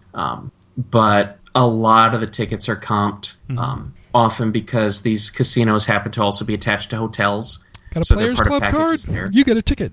Yeah, something like that. You want to sign up for a Players Club card right now for free? You get a ticket. There are some shows they don't have to do that for. Like I said, there are still people who throw underwear at Rick Springfield. I don't ever get that. They're granny panties, but... And while we're on this tangent, I want to suggest to people a fun game that I play. If you're into 80s music, obviously I am, this is a game that I started playing by accident a couple of years ago, and it has since become very fun. What you do is you go to YouTube, and you pick one of your favorite 80s songs. You play the video. You then have to play one of the suggested videos off to the side after that one's over. And you lose the game if you end up having nothing but repeats or songs you don't want to listen to as suggestions on the right. You win the game if you get to Aldo Nova. Well, all right then. I specifically picked Aldo Nova, by the way, because one, it generally, as long as your first song wasn't by Aldo Nova, it generally takes a while to get there, as opposed to whereas if your favorite 80s, if the 80s song you decide to stop on was the Final Countdown, you'd be done in 3, if that. So this one takes a while, and there's a chance you won't get it, but it'll show up eventually if you play it right. So yeah, just a fun YouTube game for 80s music fans. Call it the Aldo Nova game. I've gone as quickly as 20 minutes and as long as an hour and a half. Wow. So good luck, people. It's dedication. It's like my version of the Netflix roulette, going 3 tiers deep into the mire to see what gems you might be able to hunt up. Oh, I've been doing that since Les Bad Cinema Blockbuster. Hey, that's where I found Agency of Vengeance Dark Rising. And that was a fantastic film. I still need you to watch that. I need to see your review on that. I'll need to figure out a way to get it to you, because I know you don't have Netflix. I know it's on Netflix. I don't know if it's on Amazon or not, but oh man, it's so good. I think it was on Amazon. I still have many bad movies I've been asked to check out. Oh, you like Kenner, bad movies, right? Here, I promise watch this pile of crap. Yes, I get that a lot. So, Kenner, I promise I will watch Snake Eater 2 sometime soon with Lorenzo Lamas. Though he says that is the one good Lorenzo Lamas movie. We'll see. All right. But no, I get this a lot because people know how much I love bad movies. In fact, Mr. Harris, I think, in our audience also shares my passion for the badness. So, and I think several other people do as well, since those shows that we have done where I have forced Eric to watch things like Zardoz have done very well. So, but that was a whole lot of tangents, wasn't it? A little bit. It happens from time to time. But bringing us back on topic, I think we were up to number 8. Yes. And speaking of cheese, there was absolutely no way that I could not include a certain scene on this list in the top 10. If anything, I applaud my own maturity for the fact that it managed to stay as low as it did, but it's just so much fun. And it's so much fun that we have an immediate identifier for it consisting of 2 words, which must, of course, be squealed. So I think Eric now knows that I'm referring to, from Moonraker, Zomji lasers! Laser space battle from the end of Moonraker, because laser space battle. Laser space battle! Now see, for me, that one was a real tough call to determine if it was a fight or a chase, because it involved vehicles. But it did only a little bit, because there was so many people who were out of the vehicles. And we had true. laser space battle in the space station. Yeah. Serious. All right. I'll give it to you. I admit it did not make my list. The pew, pew, pew. Pew, pew. It was so hard for me to include any of the... in fact, so hard that I didn't include any of the fight scenes from Moonraker, which involved the blatant non-use of any type of zero gravity effects other than, okay, just move slowly and people will think you're in zero gravity. Doesn't work that way, folks. It really doesn't. It's so bad. But and I know this. I'm very good with the science, really I am. But I don't care, because Zomji lasers. So, hey, that's my inner 12-year-old. At number 8 from Moonraker. Pew, pew, pew. Yes. That's okay, because my number 8 is one that you mentioned a long time ago, and I questioned your judgment, and I still do, because this one made it all the way not only into my top 10, but into my top 8. And that is, of course, from Die Another Day, the Bond versus Gustav Graves sword duel. Around, about, inside, outside, everywhere. This, to me, yes, it is cheesy and childish, but in the context of the film, it's definitely the best fight in that movie. And as long as you ignore the Madonna's presence at all, like, why was she there? It's just, we figured that out, though. She's a celebrity, and he was having a pipe dream, and you're the one who came up with the good explanation. All right, we'll go with that. But yeah, just in the context of just straight up, this is a fight scene, I found it to be thoroughly enjoyable. You've got this sword fight that just keeps escalating and escalating and escalating between these two, basically egomaniacs who neither one of them is going to back down until somebody's dead, and it doesn't get broken up until, literally somebody's about to get stabbed. Even though it's supposed to be just a friendly, spar.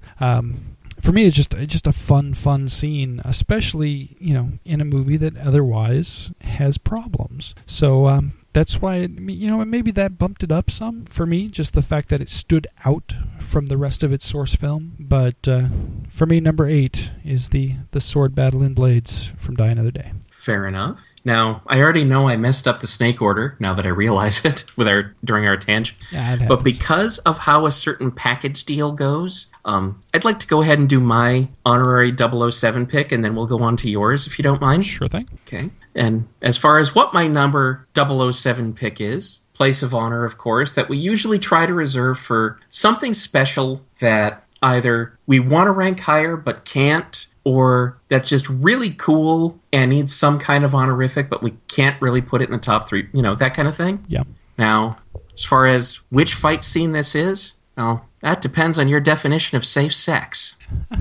So that would be breaking my heart? James Bond versus Xenia Onatopp, wrapped only in towels. What fool put them in towels? I mean, really, aren't you supposed to be naked in those things? Just saying. From GoldenEye. Oh, yeah.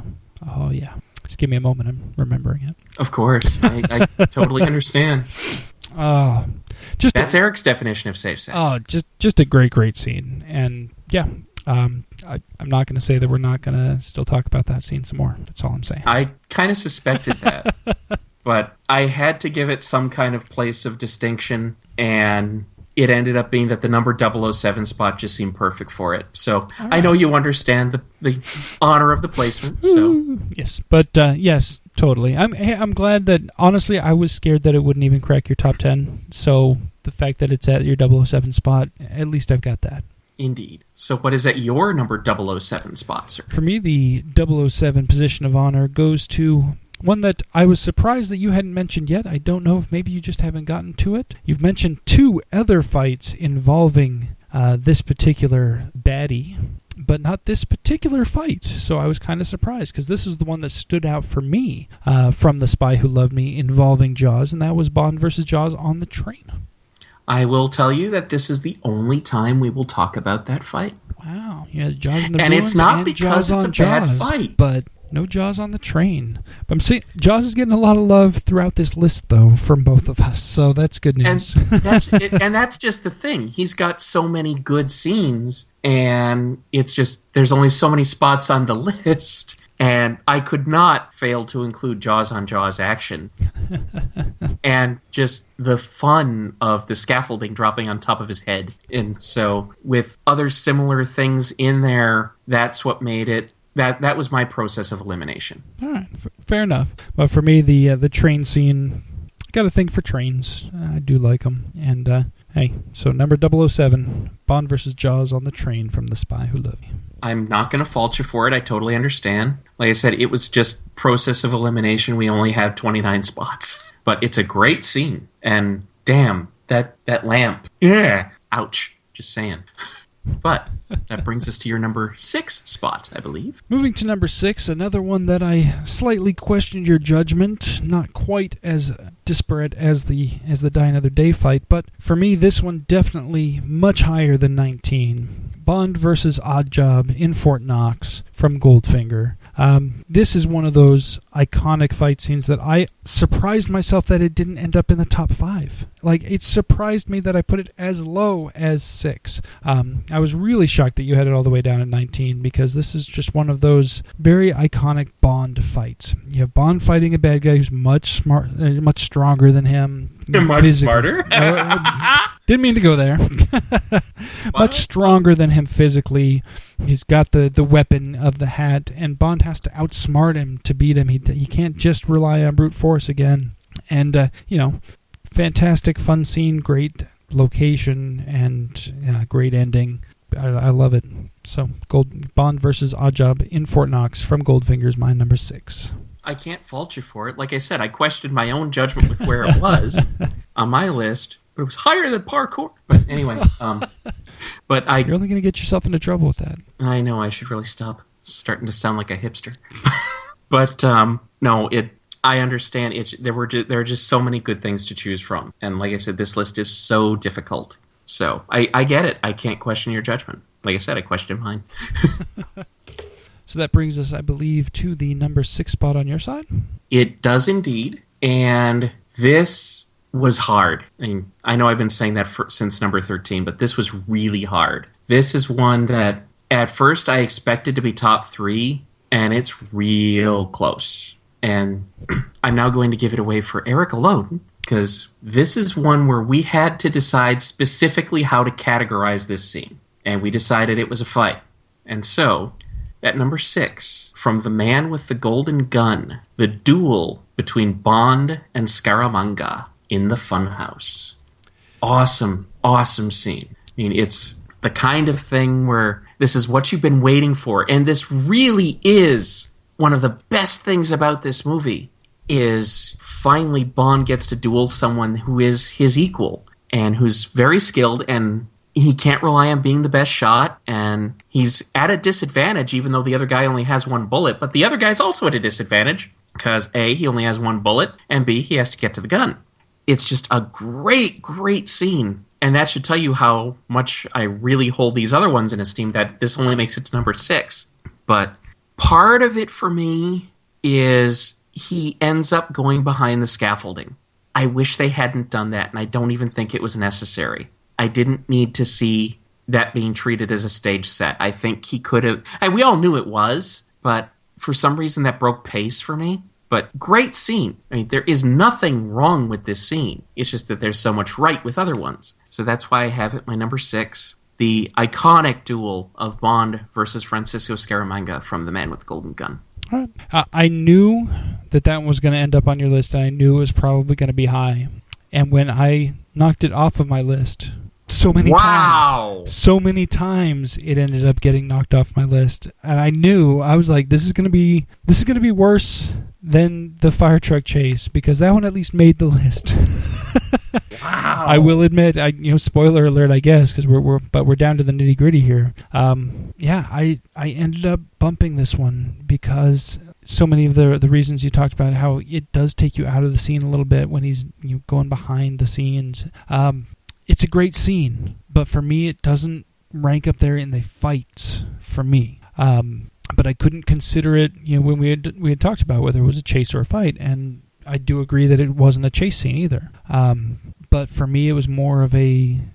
I can't even really describe it, but it just couldn't rank up there in fights. I don't fault your judgment. I don't question your judgment as far as, like I said, I knew this was going to be on your list, and I had a feeling it was going to be fairly high. I was afraid it was even going to be, top 3, to be quite honest. So I thought it was going to be in your top 3. I thought I'd catch hell for having it at 6. No, I knew this one was going to cost me, but at the same time, the only justification I could come up with is it'll be expected to be there, and I couldn't justify something just because it was expected to be there. I had to feel it, and on this one, I just didn't necessarily feel it as a fight scene. I agree that it's a great scene. It's a great scene. It's probably one of the best scenes in that film, but I couldn't force myself to categorize it in the strict sense of a fight scene and still have it hold up. So, it's just one of those situations where I just couldn't quite get myself there. If I could get myself over that hump and think of it as a fight scene, it would definitely be top 10, just because it's a great, great scene. But I just couldn't quite get it there. All right. Sorry. I'm not gonna give you hell over it. I understand. And this is where the classifications become hard. I decided that the duel was a protracted fight scene, much like a sword duel would be, except this involved guns instead of swords. And whereas in some cases that might have said, okay, enough, but because we have the signature weapons of both of these people, the golden gun for Scaramanga and the PPK for Bond, I mean, they're dueling with their signature weapons. I had to, that was my logic, I had to include it as a fight.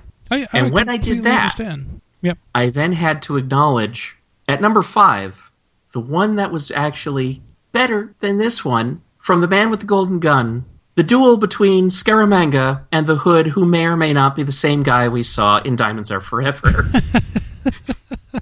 Because then you did not have the stage spoiled, and everything was fresh. You didn't have an idea what was coming, so it was more of a surprise, and it contained you didn't know the wizard was behind the curtain so much. I mean, you understood that there was a set going on, but you never saw the wizard behind the curtain. And that just made this duel even so much more. And so if I included the Bond versus Scaramanga duel, I had to include the Scaramanga versus the Hood duel, and I liked the first one better. So all right. That's why I had to do these as a package deal. My number 5, Scaramanga versus the Hood, who may or may not be the same guy from Diamonds Are Forever. So there you have it. They recycle actors from time to time. I mean, Whitaker came back as Jack Wade, so... Yeah, they do. And that's... the thing is, in this case, it's plausible. Right, it's not just the same actor. It could, in theory, be the same guy in this case. Yeah. In the case of the Whitaker, Jack Wade, nope, completely different character, just happens to be the same actor. Yeah, so there you go, my number 5. All right. Well, not going to fight you. I will say that one didn't make my list either, I'm sorry. But my number 5 was one that I kind of questioned your judgment on a little bit, because it's one that you already mentioned. This one I thought had all the elements necessary to really put it here in the top 5. Not just the choreography of the fight, which was amazing. Not just the location of the fight, which was amazing. But also you have the set decoration, which was minimal in one respect and just so perfect in every other respect. And then you've got the lighting, as you said, with the, giving it away now, with the jellyfish projected on the other side of the other building, giving it different lighting each moment. So for me, number 5, and I couldn't possibly put this any lower. In fact, in some versions of this list, it was even higher. From Skyfall, Bond versus Patrice in the Shanghai high-rise. All right. Once you questioned my judgment on it, I suspected this was going to crack your top 10. I didn't necessarily think it would be this high, but I'm not going to fault you for it because, yeah, it's a gorgeous scene, wonderfully done. I totally understand. It's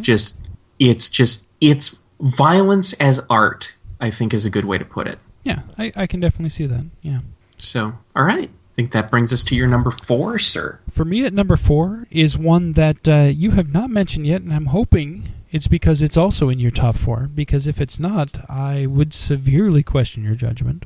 But I guess that remains to be seen. This is one that I thought for sure would be in your top 10. So again, I'm hoping it's still in your top 4. Like I said, I love trains. And what train is more iconic than the Orient Express? And what fight for a Bond movie could be more iconic than Bond fighting somebody on the Orient Express? In this case, fighting Red Grant on the Orient Express in From Russia with Love. I think you are completely off base because my number 4 pick, From Russia with Love, is Bond versus Red Grant on the Orient Express. I was like, I can't believe he hasn't said this yet. It's got to be in his top 4. All right. And then as we got closer, I'm like, okay, we're running out of spots. Did this one make it? I'm like, wow, I would be really surprised. No, so yeah, just great fight scene, great location. I mean, and just fantastic, iconic fight. I mean, when you think of a Bond fight scene, this is one that will spring to mind. Even for people who don't know the series backwards and forwards, this is one of those ones that they're probably going to think of, because even if you haven't seen the movie, you've probably seen at least part of this scene. And Garrote Watch. Of course. You get the gadgets, you get the fight, you get the close quarters, but still being able to make use of the space. Just a fantastically done fight scene in its own right. But then on top of that, add all the Bondinessosity you could ask for, and boom. It's beautiful. I consider this the first great James Bond fight, actually. Because, okay, yeah, Bond versus Snow at the open pit nuclear reactor was cool, but this is the one that I think really took it to other level great. This is just such a fantastically done scene. Absolutely. Everything you said. We open with the gadget, with him opening the case, and of course the gas comes out, and we then make great use of normal hand-to-hand combat. They're both within a quarter inch of their lives. You have the Garrote Watch, you have the knife coming out of the briefcase, and then Red Grant getting garroted with his own watch. This is again Bond fighting an equal, and it's just awesome, fantastic fight scene. There was no way this couldn't crack the top 5. So in some ways, I'm kind of disappointed in myself that it only made it to my number 4. But yeah, I see you agree with me completely since we both had it at number 4. Number 4 with a bullet, evidently. No bullets. True. Silent weapons. So that brings us to my number 3 then. Yeah. And my number 3 proves that apparently I'm a bigger 12-year-old than you are, because my number 3, from Never Say Never Again, is Bond versus Lippy at the Shrublands, which is just such a frickin' amusing scene from start to finish. Especially finish. And it's just fantastic. I mean, the guy who played Lippy is also a professional wrestler.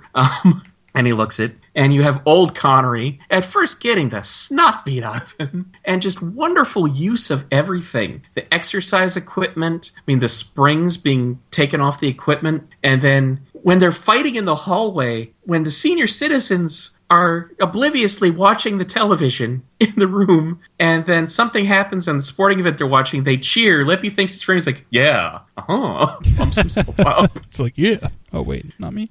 And then we get to the, yes, I know, it's silly. It's our inner 12-year-old coming out, but it's just so much fun. Bond throwing his own piss sample in the guy's face. He claws at his eyes, backs into the stock shelf full of glass beakers, stabs himself to death. Just fun. How many martinis had Bond been drinking that his piss burned somebody's eyes? That's what I want to know. Because we know he was sneaking stuff in there. Of course. We saw the case. But just fun scene. One of the highlights of that movie, Bond versus Lippy at the Shrublands. Just fun as hell from Never Say Never Again. That's my number 3. All right. My number 3 is one that I thought you would have higher than you did. It is one that you've already mentioned, and it's one that I thought I might have it higher than you. But I thought for sure it would at least be in your top 007. But you had it all the way down at number 12. I thought this one would slightly redeem me, maybe, for the fire truck chase scene in the last episode. And it kind of does. Thank you, Eric. Have some sourdough. So, for my number 3 pick, from A View to a Kill, Bond versus... Finally, we get to see Christopher Walken in this film, Max Zorin, on the freaking Golden Gate Bridge. Great. I mean, here we've been waiting the entire movie. I mean, granted, we're going into this knowing who Christopher Walken is after the fact. I didn't see this movie when it came out, so I wouldn't have not known who Christopher Walken was. But we're seeing a restrained version of Walken this entire movie until he's coming down the side of the Golden Gate Bridge with a freaking axe at Bond. Oh, this is Walken. This is what we've been waiting for the entire film. Just fantastic. And yes, it's fairly short of a fight scene. And it's, kind of anticlimactic because at this point it's kind of the like third or fourth resurgence of the bag. It's like, okay, yes, we get it. He's got to be. But it's we got to get rid of this guy one more time. But it's on the Golden Gate Bridge, and he's got a freaking axe. I mean, it's just fantastic. I knew this one was going to be on my list. I knew it was going to be high, and even as I did this list over and over again, it never really wavered, even out of the top 5. So yeah, it hit my number 3. Bond versus Zorin on the Golden Gate Bridge from A View to a Kill. Very good, sir. Have an Anchorstein. Well, those are tasty. They are. This now brings us to our top 2. You may have noticed, for those of you counting at home, that I have now mentioned every film. So you can't do math and figure out where these are from. Nope, and I have as well. So now how do we want to approach this? I think since you can't just guess the number 1s, let's just go in normal order, 2, then 1. Then I think that brings us to your number 2, sir. All right. And my number 2 is one that you already mentioned, one that's near and dear to my heart, and I have to take a moment of personal time every time I think about this. I bet you do. Would you like some Kleenex? Not quite there yet. Hold on. From GoldenEye, Bond versus Xenia in the sauna. So hot. Pun definitely intended. I mean, you've got it's like the best combination ever of like, wait, is this a sex scene? Is this a Bond getting the Bond girl scene, or is this? No, they're fighting. They're trying to kill each other, or at least she's trying to, they're trying to hurt each other, but they're both kind of enjoying it. I mean, she definitely is, because she enjoys hurting people just in general. Like, that's her thing. She gets off on shooting people and hurting people. So, I mean, she's having a great time. And he's like, I could kill her, but then I wouldn't get to play with her. Off, and he doesn't either. Yeah, so just fantastic. Again, great use of the space. You've got a great location. You've got this nice sauna, and you've got them in their towels, which, we could lose a towel or two in that scene. But Yeah, just absolutely fantastic and brings a smile to my face every time I see it or even just think about it. Couldn't quite place this at number 1, but number 2, Bond vs. Xenia in the sauna, GoldenEye. All right. I had a feeling. I didn't think this would hit your number 1, but I had a feeling it would hit your top 3. So I'm not going to question your judgment at all. I mean, I know, you know. Yeah, we know. We're singing the opening to Psych. I know, you know. Oh man, there's a long, complicated story about that show, which I may discuss with Eric over alcohol, but we'll leave it at that. Always best, always best. I hope it hasn't been tainted for you because it's actually a really fun show. It is a fun show. I'll just say that. All right. And I also had the pleasure of meeting one of the people from the show, Sage Brocklebank, who was in one of the movies that I happened to screen when I was at Phoenix Comic-Con. Very, very nice man. So very cool guy. Very cool. Right on. But it brings us to my number 2. It does. And even though we're at my top 2, and we've mentioned all the movies, you haven't mentioned this fight yet. I haven't. Uh-oh. I suspect this might be your number 1. It is. It's always possible. And I'll be honest, I have gone back and forth on the number 1 and 2 positions so many times that I almost chickened out and said, I can't decide, but there are going to be no ties on our lists. Are you kidding? I wouldn't be able to live with myself with that. That said, if I do this list tomorrow, number 1 and number 2 are going to be switched. And if I do it the day after, it'll be back where it is now, and so on and so forth. Honestly, 2 and 1 are pretty much a tie for me. And it's just a matter of what perspective I want to look at it from. So bear that in mind before you give me ill will. Well, it's really going to depend because I'm looking at it and it's my number 1 you haven't not yet mentioned, but the rest of my top 6 you've said. My top 7 you already said you didn't include. So unless your number 1 is one of the ones... So one of these 2 is quite possibly one that's not even on my list. That could be interesting. Especially if it ends up being this one. Because if this is not your number 1, then I'll be shocked that it is not on your list. So my bet's kind of heavy, like 70-odd, maybe 80% that this is your number 1. All right. Let's see what we got. And betting is the exact sort of thing you would expect from a movie with this title, of course. Okay. That movie being Casino Royale. Okay. And how could you not include the first kill that Bond makes to become 007? A visceral, violent fight filmed in glorious black and white in a bathroom without making the bathroom seem cheesy. I mean, it actually makes it, if anything, more visceral because it's an environment we can all relate to. And we know the potential violence of the things in there, even when we think of them as innocuous. I mean, you break a porcelain sink and that's nasty. And drowning in a sink. And then the guy manages to get up from that. And then we see Bond in the iconic gun barrel pose to end the fight with the signature 007 bullet shot. Just amazing fight. Really well done. And as half of the first scene of the movie, the other half, of course, being his second kill, which we see first, but, you know, that's how it goes. It was really a powerful, calculated statement to say, we're going to do this right by you folks. We're rebooting the series and we're going to do this right. We promise. And they show it with this first kill. So my number 2 could be my number 1. I'll be shocked if it's not yours. Bond's first kill from Casino Royale. Well, all right. I would say that that bet you just made with yourself, better pay up because you just won it.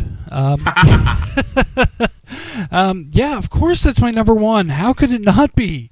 Just absolutely intense. Just a great, great start to the new face of the series. I mean, probably the best opening scene. And just the way it presents this new version of the character for us. You know, they're saying, okay, you know, what's old is new again. We're starting from scratch. And here's the proof. We're going to show you how Bond gets his 00 status. We're going to show you how that happened. And it's not just that fight scene there, but it's also the continuation, when he's talking to his second kill about it.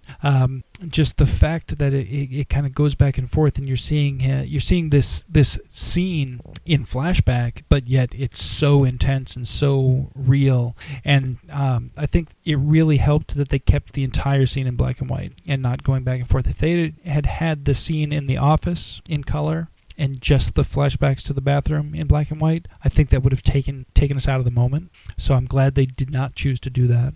But yeah, like I said about the other fight from Quantum of Solace, the violence in this fight is just absolutely astounding.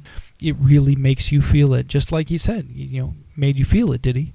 That's how I felt watching it. I'm like, I felt that, and that's not something you can say out of a lot of fight scenes in movies, especially because it's all choreographed. Like, oh, fancy! Oh, look at that cool move he just did. There were no cool moves in this fight scene. It was just plain force against force. I'm trying to kill you. I'm trying not to die. Just a battle. And it was so real that it just sucks you in, and you're just like, oh my God, what's going to happen? Like, you're literally on the edge of your seat in the first 3 minutes of the movie. And that was just brilliant. That was a brilliant way to reintroduce the character, brilliant way to reintroduce the series, and I'm going to go watch it again later tonight. It's just good. All right. Can't fault you at all. Like I said, tomorrow it'll be my number one, and vice versa. This was really hard. And the choice for me is a matter of which perspective I'm looking at it from. If I'm looking at it from the straight up power of the scene, this is the most powerful fight scene. Whereas the other one is a great fight scene. And I also, in terms of bonding Assassity, in relation to the entire series, I think the fight scene that I did choose is the one that sums up all of the fight scenes in all of the Bond movies. It makes the point, and it does it in pretty spectacular fashion. So spectacular, in fact, that I was shocked and scandalized and totally not pulling your leg when I questioned your judgment. Cha versus Bond in the glass factory in Venice. Bull in China shop fighting. Where we walked through this glass shop earlier in the movie, and we're like, yep, this shit's all getting broken.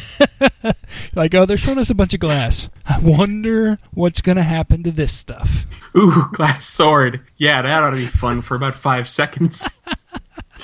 And sure enough, just all of it gets shattered. But it gets shattered with some really great fight choreography, great kendo, which the actor playing Cha insisted on because that was his specialty, and awesome on him because they did a wonderful job with it. And it's the culmination of everything because you have the intense fight scene because there's no joke about it. And yet it's also got the funny bull in China shop aspect of all the glass breaking. But you don't feel silly about it. It doesn't feel stupid. It still feels like a fighting for your life scene.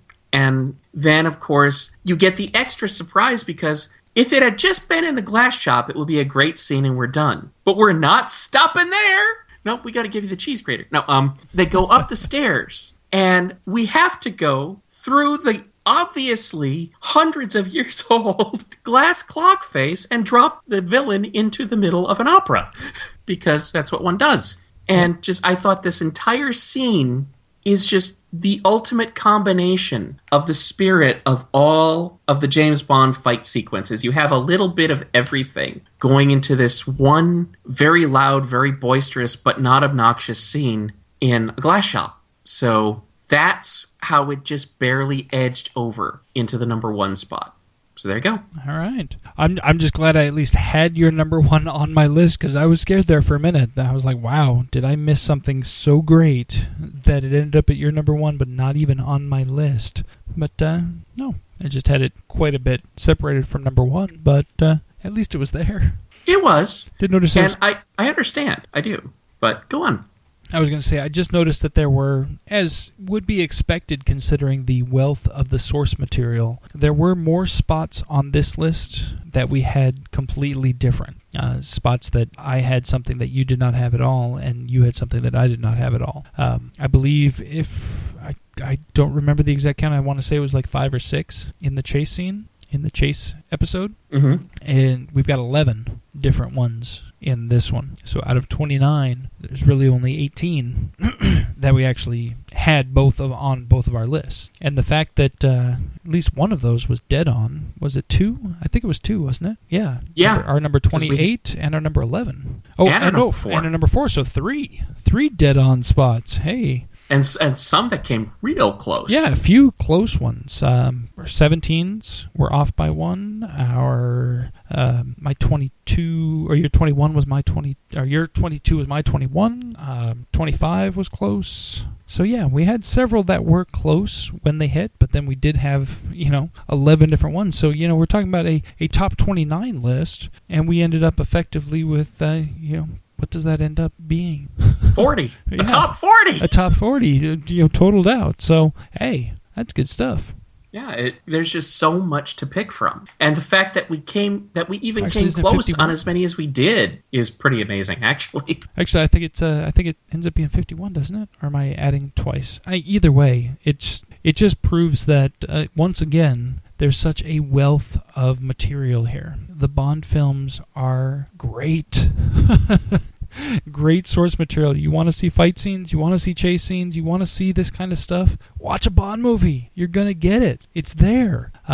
Just absolutely fantastic. Love it. Just love Absolutely. And this, as mentioned, was a very difficult list to do. Even my number 1 might be different tomorrow. So that just shows how close all of this stuff comes. But it's really fun to do. We love doing it. And again, thank you everyone for being along with us on this ride. And thank you for continuing to be with us as we continue on. This is the, as noted, final list episode before the release of Spectre. Yes. Last time we'll talk about our standard list of 23 plus Never Say Never. Now it'll be a list of 24 plus Never Say Never again. So it'll be a 25 list. At least. So, yeah, a lot of fun. But before Spectre, we do have one more episode to go for you people, and that is Eric and I questioning each other's judgment, because we asked, of course, you to question our judgment, and we came up with and discussed movies that we had talked about previously where you thought we may have gotten something wrong. And I think in the case of both of us, when Eric challenged me and I challenged Eric, I think it was a knee-jerk reaction to the list episode, but that's okay, because I think we'll have a fun discussion of it. What are the movies going to be? Well, you get to find that out in 2 weeks if you're listening to this the day it drops, so stay tuned. Dum, dum, dum. And then, of course, we will have Spectre. Oh, yeah. Can't wait. I'm so excited. Just some of the interviews I've seen with Daniel Craig, he is so exhausted from filming this, and that makes me happy. Like, I feel for him. I hope he's getting his rest. I hope he's, taking care of himself now. But I'm sure Rachel Weisz is looking after him. The fact that he is exhausted after filming this movie makes me happy, because that means that he put a lot of himself into it, and that makes me very hopeful for this being as good or better than his previous outings. So I'm pumped. I really am. As am I. This will be fun. But that is coming up in the future, at least if you're listening to this live. Well, not quite live, but when we dropped. Yeah, Yeah, as it is. But that's going to do it for our episode of Mortal Kombat! So thank you very much for listening. In the meantime, I'm Ziggy Berkeley. And I'm Eric Dewey. And you'll be listening to Her Majesty's Secret Podcast, only on The Fern.